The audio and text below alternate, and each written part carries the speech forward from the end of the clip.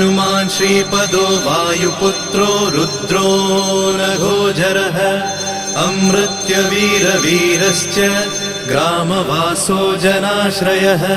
धनदो निर्गुणः शूरो वीरो निधिपतिर्मुनिः पिङ्गाक्षो वरदो वाग्मी सीताशोकविनाशकः शिवः शर्वत्परो व्यक्तो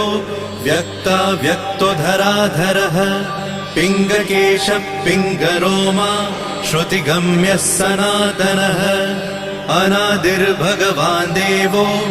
विश्वहेतुर्जनाश्रयः आरोग्यकर्ता विश्वेशो विश्वनाथो हरीश्वरः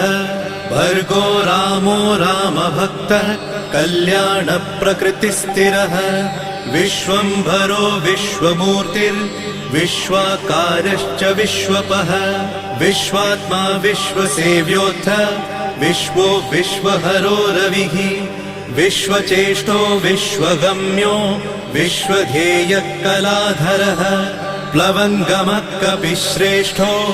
ज्येष्ठो विद्यावनेचरः बालो वृद्धो युवा तत्त्वम्